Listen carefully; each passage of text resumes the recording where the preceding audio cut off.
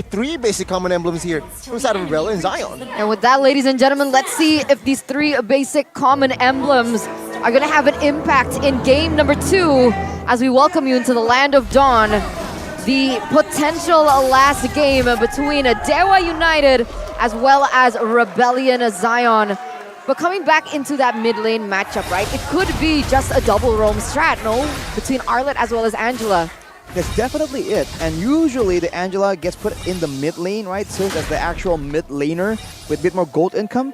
But actually putting the Arlet, who is in a way a bit more item reliant, will get less assists in the mid lane, might just be the better idea. Looking at the items, the emblems, sorry, there's 4 tenacity emblems, which means that Rebellion and Zion, they're trying to play a bit risky, and Dewa United, they are all banking on that late game. Weapon masteries on 3 people, ruptures on 3. They're going for damage, for that late game boost in damage. Yeah, that's so much damage as well. Penetration, late game insurance as well from the side of Dewa United, but here you go. Vincent is going to be able to secure that lethal wander away from Dewa United. And they're understanding the prowess, the potential of damage coming in from Dewa United in this early game, right? And Angela going against a Faramis. A Faramis who, in the early game, already deals quite some damage, especially when he already gets at level 2.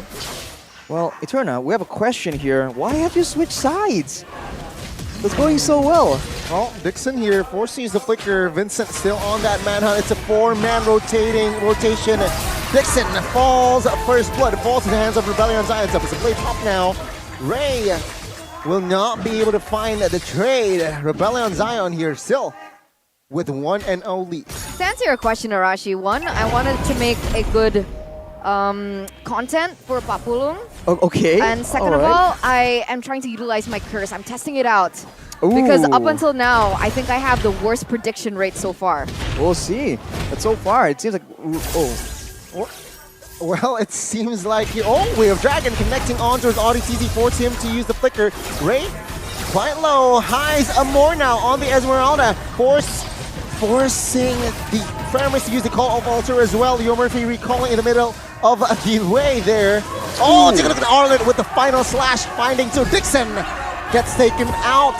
Rebellion Zion again stepping in the gas. Now, what I wanted to mention here, Vincent, on his first talent, he opted for a Fatal. Now, we rarely seen the Fatal, right? 5% critical chance, but 10% extra crit damage. Why?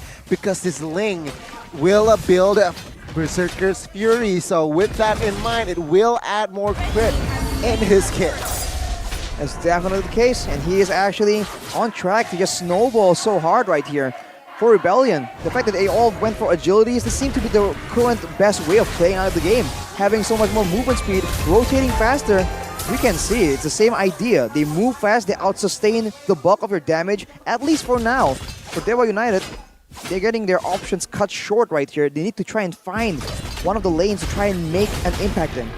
Taking a look at the items here for the first 3 minutes of the game, you can see, right, even in the gold lane matchup between the Esmeralda, Beatrix just going full damage here. Fury Hammer, you can already see the steel sword as well. Whereas from the side of Esme, more defense. Oh, wait a minute. Oh my god, Ray caught, low HP, no chance to survive. Dixon wasn't able to somehow cover for his jungler. Now it's a 2v1 Cars with the cutting rotation. He's able now to perhaps rotate mid-side, and that is what they're going for here. Angela Glue will rotate. Oh, nope, never mind. They will not commit to it because they see no opening. Back to that point, right? What is the lane matchup looking like between this Esmeralda and Beatrix? I think the Esmeralda has a bit more sustainability for sure. More power in the early game, but wait a minute, that's a play! Oh, we have Dragon.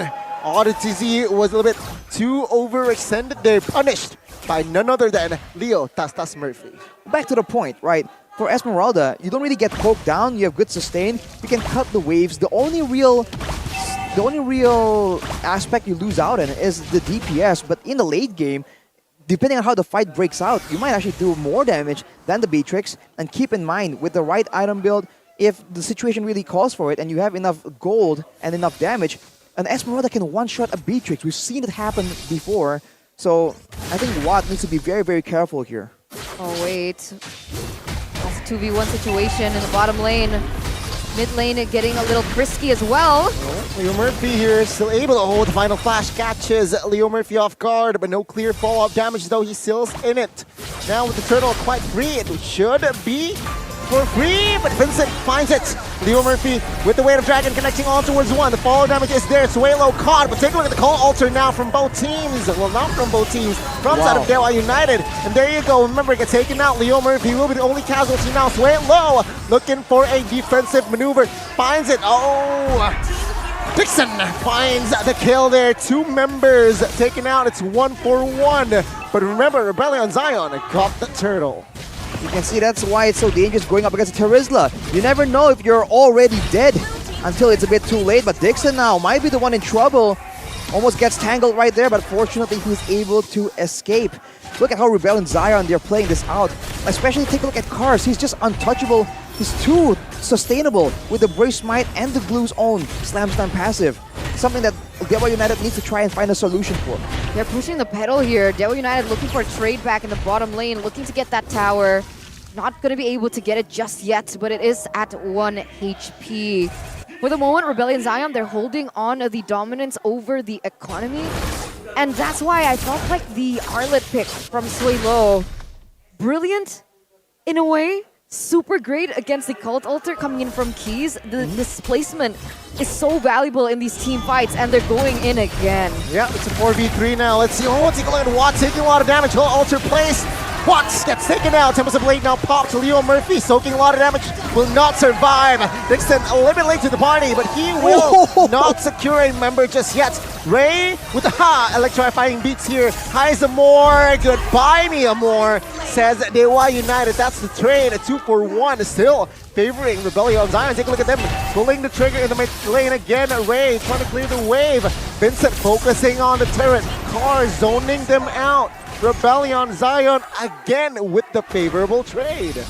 Cars was going aggressively. They're trying to get something more. Overall, they're able to take out Watt, which is one of their win conditions, making sure Highs goes in a good dominant lane, but fortunately he falls as well. But I call some notice to Suelo and how he was able to just tank the turret and he barely survived with a sliver of HP. That is coordination, but now Cars is the one getting jumped on. On towards Glue though, is this the right move? He gets taken out though, but now it seems like Moore looking for a flank. Oh, Vincent! In the backside finds a kill with the help of ODTZ there. Ray looking for the electrifying beats. Highs Amor trying to soak in damage. Suelo comes! And there you go. ODTZ with the secure kill. 2-for-1. Again, Rebellion Zion extending their lead. What is Suelo on?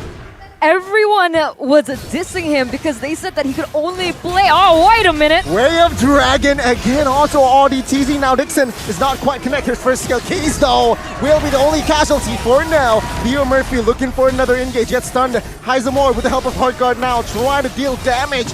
Leo Murphy forced to back away. Dixon giving damage. The Beerus Passion does not really connect with him backside. Esmeralda gets taken out. Tempest of Blade will not be able to escape as Dixon finds the shutdown. Dewa United, minute 8, finds the reverse pedal. A little overextension there by Rebellion Zion.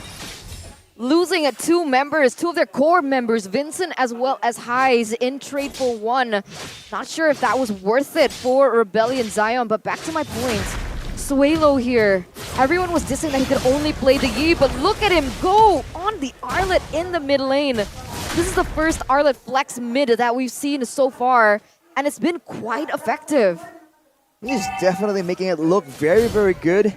But for Rebellion, I think the penalty zone's pull is a bit disorienting for them, but now Suelo, the man himself. Suelo, final slash on towards Alter pop early. Suelo gets taken out by Watt, but Tempest of Blade is there as well.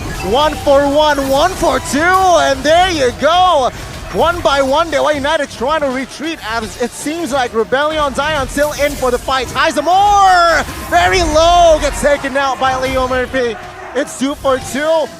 Rebellion realizing that they have the Lord, they will retreat and focus on objectives. Look, this is a Vincent who is 2 levels above of Ray.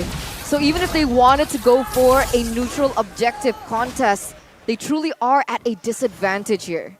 And for now, there's still time for Rebellion Zion to just set up that split push strategy. In the team fights, they're still solid, but I think that Heis is a bit too overcommitting. He needs to be a bit more in line with his teammates.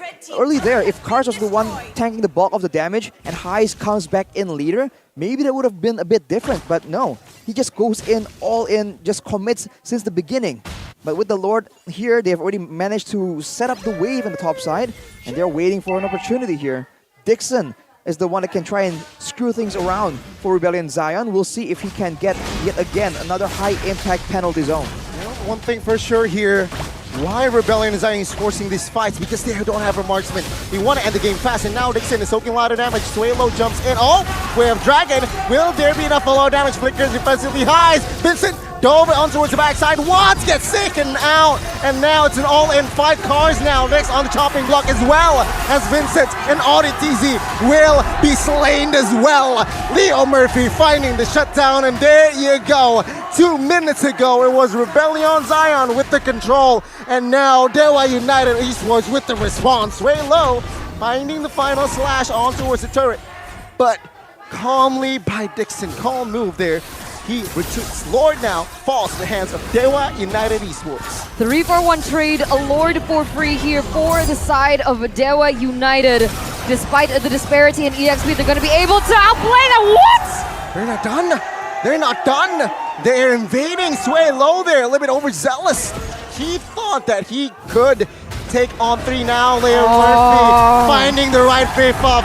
Leo Tastas Murphy is back in MPL Season 12. We asked, what can Leo Murphy play without the Kaja, without the Franco? And I don't think anyone was ready for the answer. His Cho has been impeccable, getting all the right pickoffs so far. And look at this real-time win probability where the Samsung Galaxy S23 Series 5G start to fall in favor of Dewa. Rebellion Zion, they're just tunneling so hard onto the marksman, but look at that. That's a solo pickup. That is the beginning of their macro play. This is what they should be doing in the first place. Why are they going for all these team fights when their composition is built for macro play, for split pushes, with global ultimates like the Hard Guard? They kept going in and they were able to take out Watt, but as a result, they suffer full damage from the penalty zone, from the Cold Altar sustaining everyone, and Keys just spamming out his spells, and particularly Ray on that Joy. So if Rebellion Zion really wants to even stand a chance right here, they really shouldn't be going for all these team fights. Even if the Lord is in question, I feel like they should somehow maneuver around and maybe, for example, use the Angela as a split push tool, which is what is one of the main strengths of this hero. I mean, right now, it looks like they're sending the Esmeralda to slow push that top side, right? Seeing as that is the far lane into the next neutral objective. They're playing to that. But last time when we saw the split push happening, it seems like Ray was the answer. But they were still able to get an advantage over Rebellion Zion, despite the fact that they could roam around the map.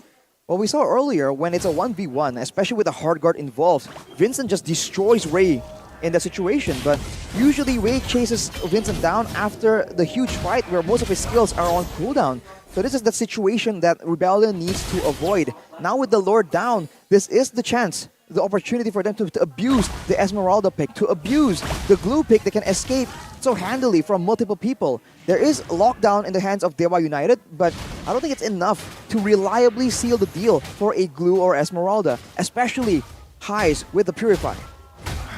Again, it's a set, it's a reset, right? Both teams looking for the momentum shift.